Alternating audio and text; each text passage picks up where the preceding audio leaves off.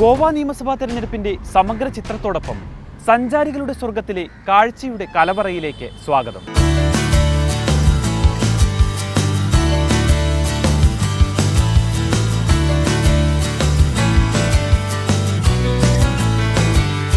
രാജ്യത്തെ സമ്പന്ന സംസ്ഥാനമായ ഗോവ കൊങ്കൺ തീരമേഖലയുടെ ഭാഗമാണ്.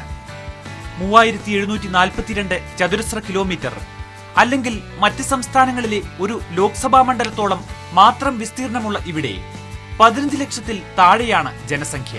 മനോഹരമായ ബീച്ചുകളും പോർച്ചുഗീസ് ആധിപത്യത്തിന്റെ ശേഷിപ്പുകളുമാണ് ഗോവയുടെ ആകർഷണവും പ്രൗഢിയും.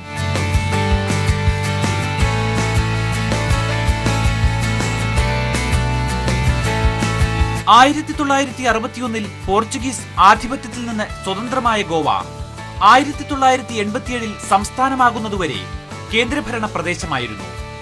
63 നടന്ന ആദ്യ തെരഞ്ഞെടുപ്പിൽ പ്രാദേശിക പാർട്ടിയായ മഹാരാഷ്ട്രവാദി ഗോമന്തകിനായിരുന്നു വിജയം.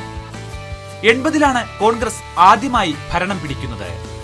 പിന്നീട് 2000 വരെ കാത്തിരിക്കേണ്ടി വന്നു BJPക്ക് സ്വതന്ത്രമായി അധികാരത്തിലെത്താൻ. ശേഷം കോൺഗ്രസും BJPയും മാറി മാറി ഗോവ ഭരിച്ചു.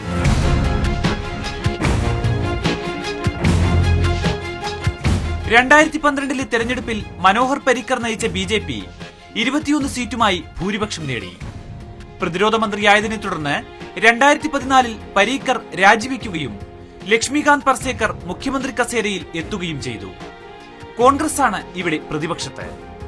2012 തെരഞ്ഞെടുപ്പിൽ BJP 21, Congress 9, കക്ഷിരഹിതർ 5, Goa Vikas party 2, Maharashtrawadi Gomantak party 3 എന്നിങ്ങനെയാണ് കക്ഷിനില. 2014 ലോക്സഭാ തെരഞ്ഞെടുപ്പിൽ ആകെയുള്ള 2 സീറ്റും BJPക്കായിരുന്നു. ഇവിടുത്തെ വോട്ടർമാരിൽ ഹിന്ദുക്കൾ 66%, ക്രിസ്ത്യൻ 26%, മുസ്ലിം 8.3%, സിഖ് ബുദ്ധ ജൈന വിഭാഗങ്ങൾ 0.1% വീതം. 30%തോളം ന്യൂനപക്ഷ സമുദായമുള്ള ഗോവയിൽ നിലവിൽ BJP ഒറ്റയ്ക്കാണ് സർക്കാരിനെ നയിക്കുന്നത് എന്നത് ശ്രദ്ധേയം. കൊടിതോരണങ്ങളും പോസ്റ്ററുകളും ബാനറുകളുമില്ലാത്ത ആളും ആരവങ്ങളും കുറഞ്ഞ തിരഞ്ഞെടുപ്പ് പ്രചാരണമാണ് ഗോവയിൽ. പാർട്ടികളുടെ കണക്കുകൾ എല്ലാ കാലവും തെറ്റിച്ച പാരമ്പര്യമാണ് ഗോവയ്ക്കുള്ളത്.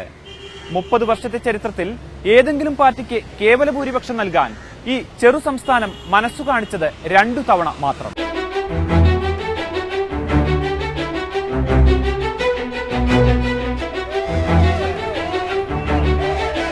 BJPയും കോൺഗ്രസും ആം ആദ്മി പാർട്ടിയും ഒപ്പം MGP നേതൃത്വം നൽകുന്ന BJP വിരുദ്ധ മുന്നണിയുമാണ് ഗോവയുടെ ഭരണം സ്വപ്നം കാണുന്നത്. അടിയൊഴുക്കുകളെ ഭയക്കാതെ എല്ലാ പാർട്ടികളും പ്രചാരണാവേശത്തിലും ശുഭാപ്തി വിശ്വാസത്തിലുമാണ്. കന്നിയംഗത്തിൽ വൻ ഭൂരിപക്ഷമാണ് AAP ലക്ഷ്യമിടുന്നത്. I think it's going to be completely unexpected results. आम आदमी party will form government with complete majority. अब देखना ये कि कितना sweep होता है. ഭരണം നിലനിർത്താനാകുമെന്ന് BJPയും ഉറപ്പിക്കുന്നു. I am sure Goa will elect once again BJP government because the mood of the people across the country is for development. And development, there is need for continuity. There is need to center and state work together, and there is need to strengthen the hands of Narendra Bhai Modi. ഇത്തവണത്തെ തെരഞ്ഞെടുപ്പിൽ ഗോവ വീണ്ടെടുക്കാനുള്ള എല്ലാ ചേരുവകളും പാകപ്പെടുത്തുകയാണ് കോൺഗ്രസ്. മറ്റ് മേഖലകൾക്കൊപ്പം യുവാക്കളെയും വിദ്യാർത്ഥികളെയും കൂടി ലക്ഷ്യം വെക്കുന്ന പ്രകടന പത്രികയിൽ നിരവധി മോഹന വാഗ്ദാനങ്ങൾ.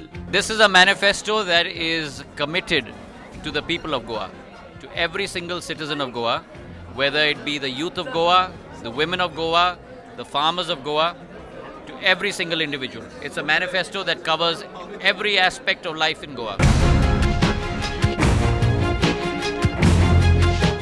മികച്ച ജീവിത സാഹചര്യത്തിന് പുകൾപെറ്റ ചെറു സംസ്ഥാനത്തെ 40 നിയമസഭാ സീറ്റുകളിലേക്കാണ് പോളിംഗ്. മത്സരരംഗത്ത് 250 സ്ഥാനാർത്ഥികൾ. ദക്ഷിണ ഗോവയിൽ 131 പേരും ഉത്തര ഗോവയിൽ 119 പേരുമാണ് മത്സരരംഗത്തുള്ളത്. മിക്ക മണ്ഡലങ്ങളിലും ചതുഷ്കോണ മത്സരം. Congress, BJP, Aam Aadmi party, NCP എന്നിവയെ കൂടാതെ MGP, GSM, ശിവസേന സഖ്യവും പ്രചാരണത്തിൽ സജീവമാണ്. 36 സ്ഥാനാർത്ഥികളെ BJP നിർത്തിയിട്ടുണ്ട്. 2 സ്വതന്ത്രരെ പാർട്ടി പിന്തുണയ്ക്കുകയും ചെയ്യുന്നു. കോൺഗ്രസ് 37 സീറ്റുകളിൽ മത്സരിക്കുന്നു. ആപ്പിന് 39 സ്ഥാനാർത്ഥികളുണ്ട്. യുണൈറ്റഡ് ഗോവൻ പാർട്ടിക്ക് 2ഉം ഗോവ സ്വരാജ് പാർട്ടിക്ക് 3ഉം ഗോവ വികാസ് പാർട്ടിക്ക് 4ഉം സ്ഥാനാർത്ഥികളുണ്ട്. NCP 16 സീറ്റിലും MGP, GSM, ശിവസേന സഖ്യം 26 സീറ്റിലും മത്സരിക്കുന്നു. BJPയെ തറപറ്റിച്ച് ഭരണം പിടിക്കുമെന്ന ഉറപ്പിലാണ് ഗോവ മുൻ RSS തലവനും ബദൽ മുന്നണിയുടെ അമരക്കാരനുമായ Subhash വെല്ലിംഗർ. We are damn confident that we are winning 22 seats in Goa, sufficient for the government at our own power. And Bharatiya Janata Party is going to be reduced to less than 5. Congress is going to be reduced even less than 9. AAP is not going to make any headway into the politics of Goa. കോൺഗ്രസിന്റെയും BJPയുടെയും നേർക്കുനേർ പോരാട്ടത്തിനൊപ്പം പ്രാദേശിക പാർട്ടികളുടെയും ശക്തിപ്രകടനമാണ് ഗോവ നിയമസഭാ തെരഞ്ഞെടുപ്പിൽ കാണാറ്. എന്നാൽ ഇത്തവണ സ്ഥിതി വ്യത്യസ്തം. മിക്ക മണ്ഡലങ്ങളും ഇതുവരെ കാണാത്ത ചതുഷ്കോണ പോരാട്ടത്തിനാണ് സാക്ഷിയാകുന്നത്.